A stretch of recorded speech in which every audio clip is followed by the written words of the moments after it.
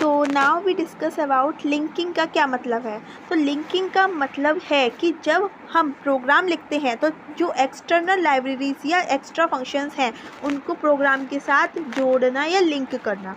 इससे प्रोग्राम को चलाने के लिए सब चीज़ें एक साथ रेडी हो जाती हैं। जैसे टाइप्स क्या है लिंकिंग के, स्टैटिक लिंकिंग और डायनेमिक लिंकिंग, दो टाइप्स की लिंकिंग होती हैं। तो स्टैटिक लिंकिंग है कि क्या होता है, जब हम प्रोग्राम लिखते हैं तो सब लाइब्रेरीज़ को प्रोग्राम के साथ एक साथ कंबाइन कर दिया जाता है।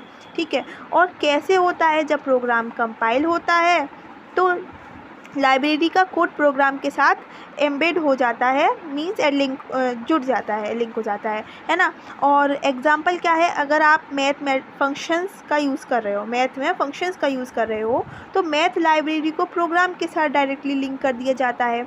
अब इसमें प्रॉब्लम क्या है कि हर टाइम प्रोग्राम को रन करने के लिए लाइब्रेरी का कोड प्रोग्राम में इंक्लूड रहता है, चाहे उसका यूज़ हो या ना हो। जो मेमोरी को ज़्यादा यूज़ करता है तो मेमोरी ज़्यादा ले लेता है ये। तो नेक्स्ट हमारा है डायनेमिक लिंकिंग। तो डायनेमिक लिंकिंग क्या होती है कि प्रोग्राम को रन कराते वक्त एक्सटर्नल लाइब्रेरीज या फंक्शन को डायनेमिकली लिंक किया जाता है। कैसे होता है, जब प्रोग्राम रन होता है तब एक्सटर्नल लाइब्रेरी को लोड किया जाता है। एग्जाम्पल है इसके, अगर आप कोई गेम या सॉफ्टवेयर यूज़ कर रहे हो जिसमें एक्स्ट्रा फीचर्स हैं तो वो फीचर्स तब लोड होते हैं जब उनका यूज़ होता है।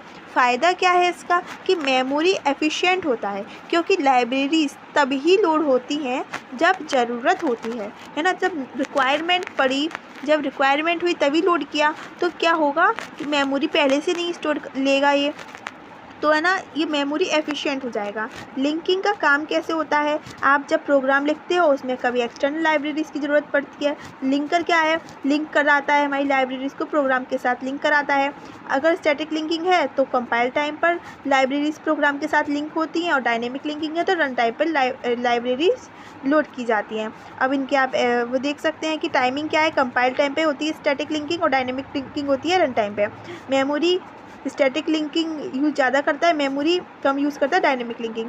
थोड़ा फास्ट होता है स्टैटिक लिंकिंग, थोड़ा स्लो होता है डायनेमिक लिंकिंग। कम फ्लेक्सिबल होता है, मतलब प्रोग्राम को अपडेट करना मुश्किल होता है स्टैटिक लिंकिंग में, और डायनेमिक लिंकिंग में प्रोग्राम को मॉडिफाई करना या अपडेट करना ईजी होता है। सो आई होप आपको समझ में आया होगा। तो थैंक यू फॉर वॉचिंग।